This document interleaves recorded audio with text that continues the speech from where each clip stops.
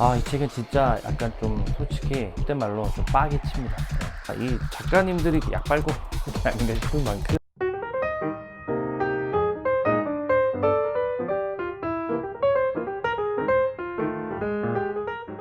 안녕하세요. 책이 읽고 싶어지는 일요 책방입니다. 저는 북큐레이터 용도사입니다. 여러분 잘 지내고 계신가요?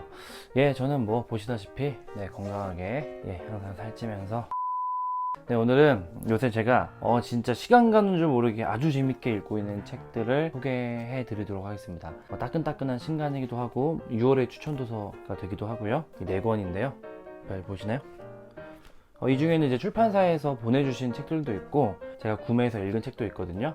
솔직하게 찐으로 제가 정말 읽다 보니 너무 재밌어서 추천을 한번 해보도록 하겠습니다.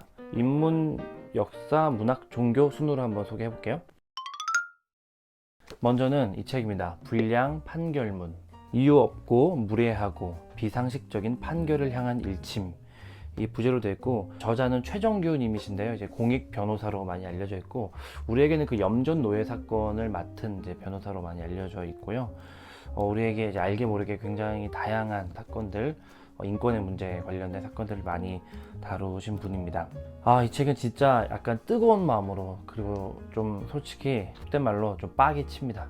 빡이 치지만 꼭 읽어야 되는 책이라는 생각이 들어요. 악법도 법이다라는 우리가 생각을 가지고 있는데, 사실 그런 통념들을 좀 깨부수면서 다양한 판례 같은 것들을 어떻게 뒤집어야 되는지, 우리 시민들의 힘으로 어떻게 이런 것들을 바꿔야 되는지를 다양한 사건을 맡아서 이제 재판을 이제 변호를 하고 소송을 제기한 변호사 입장에서 쓴 책이기 때문에 굉장히 좀 뜨겁기도 하고 논리적이에요. 굉장히 군더더기 없이 깔끔하고, 우리가 사법개혁 법원의 판결을 못 믿겠다, 뉴스 사건들의 판결문 혹은 판결 기간 이런 것만 봐도 굉장히 분노하게 되잖아요. 여러 가지 사건들 보면서 그것들의 기저에 깔려 있는 원인들을 좀 더 치밀하게 보고 재판의 현장에서 정말 수년 동안 치열하게 분투하는 변호사의 입장에서 보는 책이기 때문에 굉장히 팩트 체크도 잘 되고요.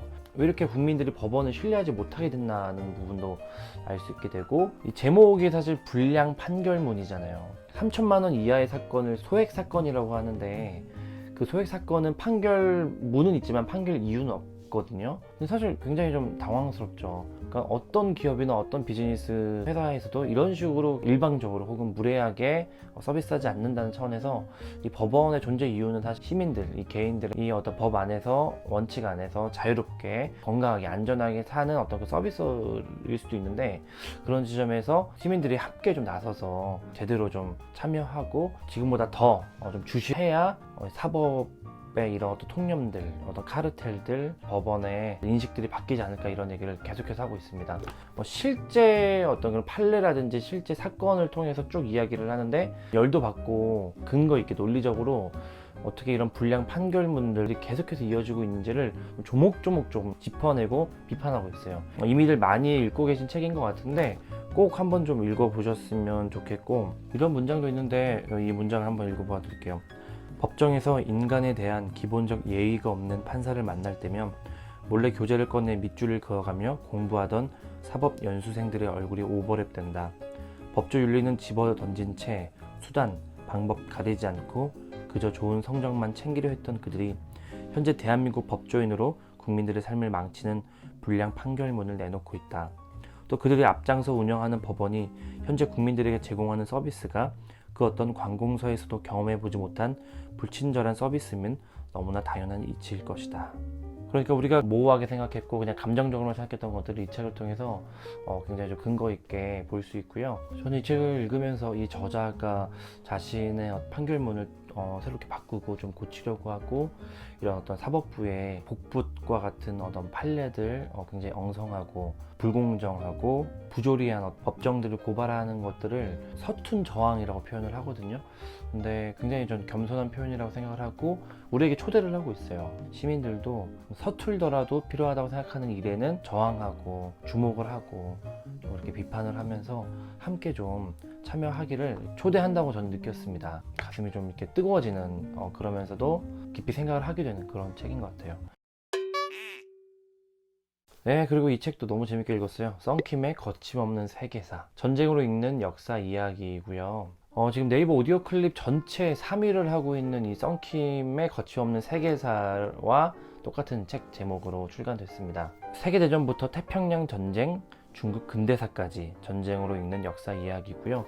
그래서 실제 목차는 이제 1차 대전, 세계 1차 대전, 2차 대전, 그리고 이제 태평양 전쟁, 그리고 중국 근대사, 굵직한 세계의 어떤 근대 전쟁을 다루고 있어요.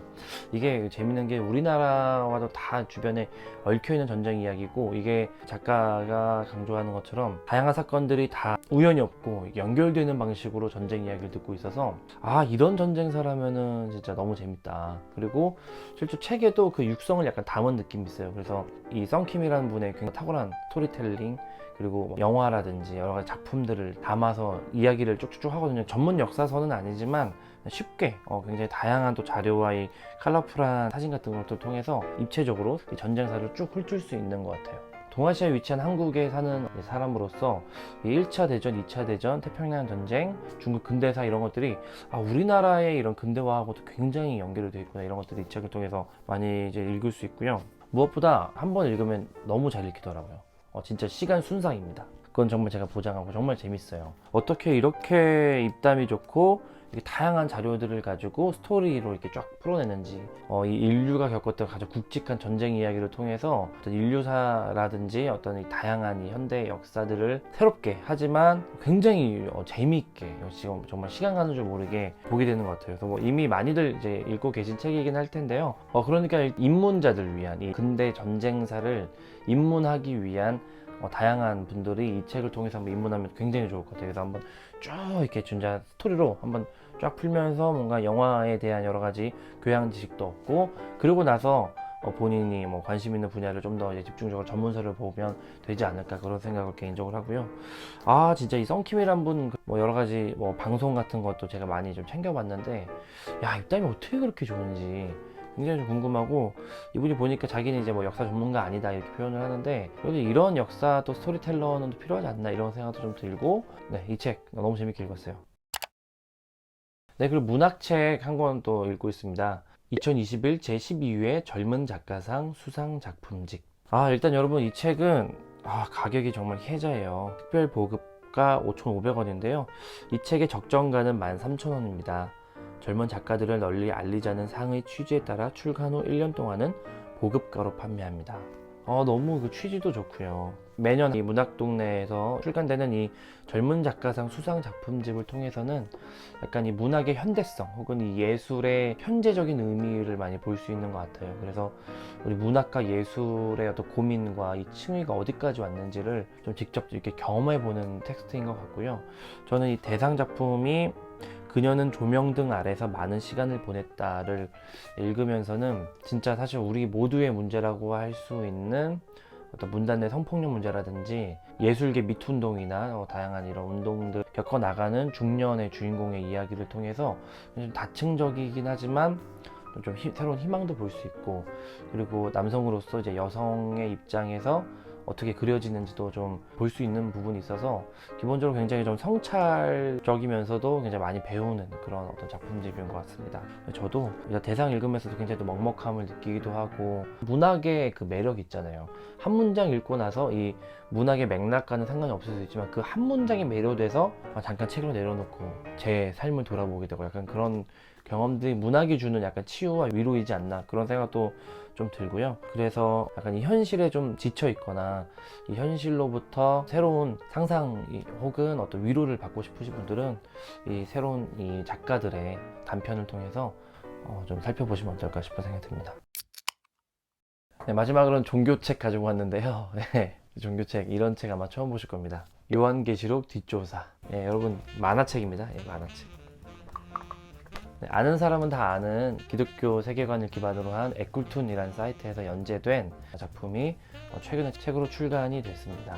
요한계시록 하면 어떤 생각 드시나요? 성경의 맨 마지막 책, 그리고 약간 묵시록, 종말론, 666, 베드칩, 일루미나티, 또 유튜브에서도 또 굉장히 또 중요한 세계관인데, 이 책은 종말론 혹은 공포감을 주는 성경의 마지막 책을 현실 플러스 SF, 현실과 미래를 섞어서 신선한 스토리로 담았어요. 그런데 이 내용의 핵심 주제는 요한계시록이 종말이나 미래가 아니라 현재의 방점을 찍고 있다는 신학적인 터닝 포인트를 만들어 주거든요. 20대 초반의 외계인, 이 주인공은 외계인이고 이 주인공은 지구인인데요. 이 둘이 세계의 음모와 이런 것들에 휩싸이면서 지구를 지키는 큰 스케일에 빠져들게 됩니다. 그러면서 요한계시록이라고 하는 독특하면서도 종교적인 책을 같이 이제 탐구하기 시작하는 거죠.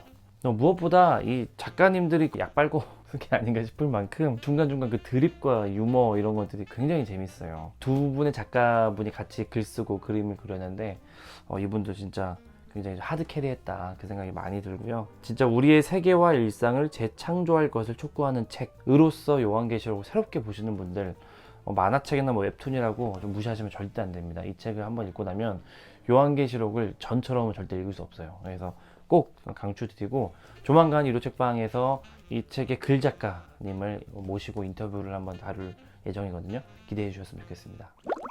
네, 진짜 시간 가는 줄 모르게 지금 사실 지금 촬영 시간도 새벽 2시 9분이고요. 요새 재밌게 읽은 책들 간단히 좀 소개해드렸고요. 또 다른 책들 있으시면 댓글로 남겨주시면 좋겠습니다. 여기까지 보셨고 도움 되셨다면 구독, 좋아요, 댓글, 알람 설정 꼭 남겨주시고 또 다음 주에 만나요. 안녕.